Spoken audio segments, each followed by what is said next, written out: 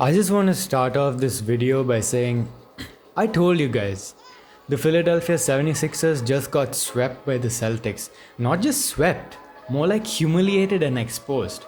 Now let's be honest here.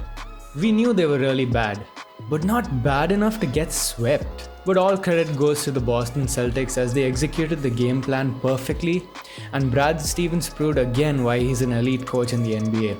Jason Tatum showed us why he's got next in this league and is playing like an MVP, dropping over 30 points a game. But I gotta be honest with you, I enjoy making videos on the Sixers just to trash them. Hey, what's up guys, this is the Indian Hooper back at it again with another video for you guys. If you like NBA content, this is the right place to be. Make sure to like, subscribe and comment. The only people that hate the Sixers right now more than anyone else in the NBA are the Sixers fans themselves.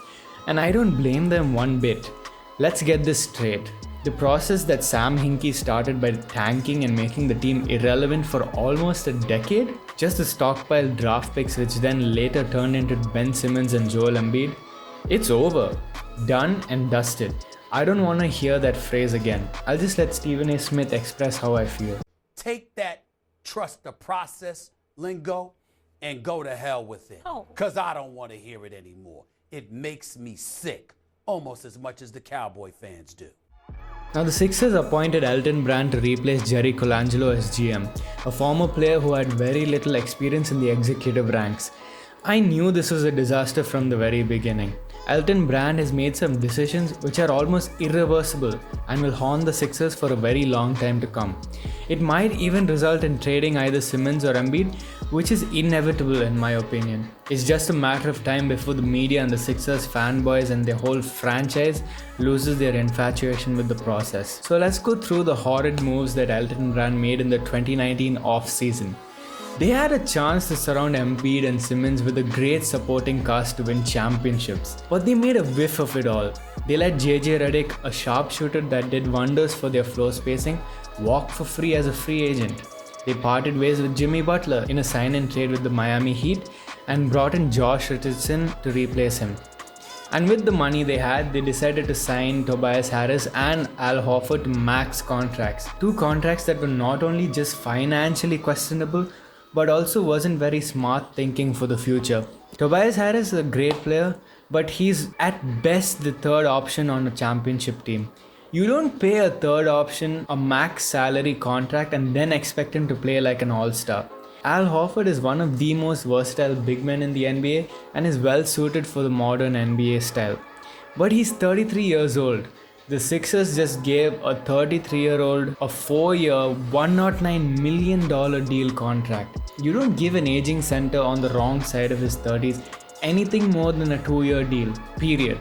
So moving forward, there is very little flexibility with this roster. They're paying Harris, Horford and Richardson $70 million between the three of them. Congrats to those guys for securing the bag though. So when you put all this into context, the starting five of the 76ers last year alone will be making $130 million. So with some more added context, the Toronto Raptors spent $135 million on their entire squad. Of 15 players, which is just $5 million more than what the 76ers are spending on their starting five. This means the Sixers are stuck and this is the starting five we'll be seeing moving forward. And does that mean that they will get swept every season in the first round every year? No, but they aren't getting very far as presently constructed. If you look at their stats this season, they aren't very impressive and nothing about them smells like a championship. This is mostly because of the fit of the starting players on the squad. Look at this statistic. So the 2019-2020 lineup of Horford, Harris, Embiid, Richardson and Simmons saw a plus minus of only 1.9, which isn't that great. But if you contrast this with the earlier lineups that they had last year of Redick, Chandler, Butler, Embiid and Simmons, they had a plus minus of 3.6.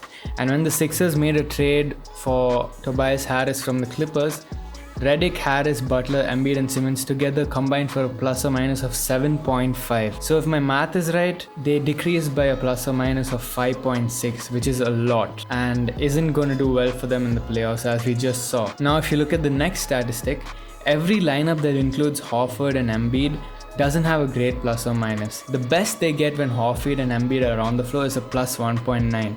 So it's pretty evident from the statistic that Horford and Embiid cannot play together, which is very sad considering the fact that Horford is a great veteran player and he showed how good he was in the playoffs as well with the Celtics in the 2018 playoffs. But if you're gonna pay an aging center, a 33-year-old $109 million to come off your bench, that's not a pretty sight to watch. So I think it's pretty clear the Sixers have to make some big trades in order to move forward. But that's easier said and done when you paid too much money to the wrong people not named Embiid and Simmons.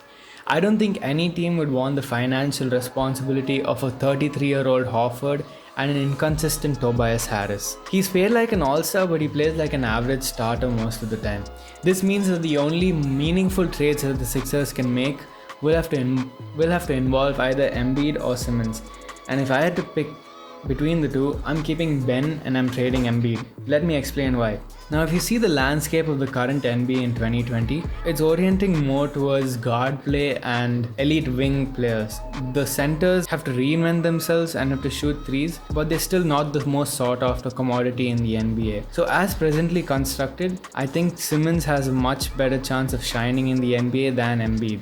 Not to mention the fact that the rosters around the 76ers is more suited to Ben Simmons' style of play than it is to Embiid. If Embiid is gone, you can play Al Horford in the starting lineup and not have a $109 million contract sitting on the bench. Imagine having a $109 million contract player coming off your bench. That is ridiculous. Also, the fact that it's pretty evident that Ben Simmons and Joel Embiid don't fit playing together.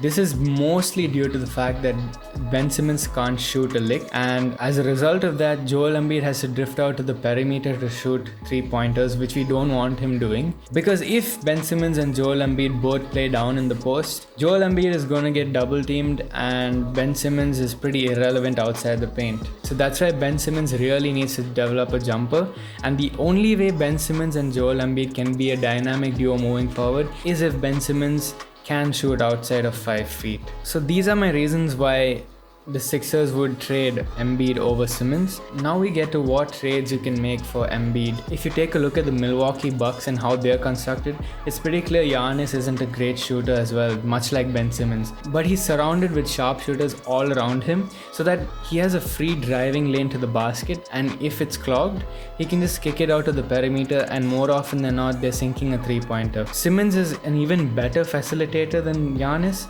So if they construct a roster around Simmons with sharpshooters, Simmons will really shine. So if you trade Joel Embiid, you can actually get some really good wing players or shooting guards who have a really good outside shot, much like Zach LaVine from the Chicago Bulls. I think LaVine and Ben Simmons would be a great fit, as LaVine can actually create his own shot and Ben Simmons can set him up perfectly for really good open jumpers.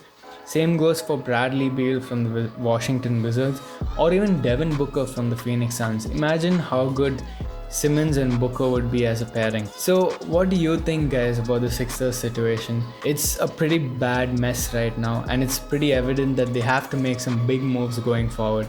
The only moves I can think of is either trading Embiid or Simmons, and I've given you my reasons why I would trade Embiid over Simmons.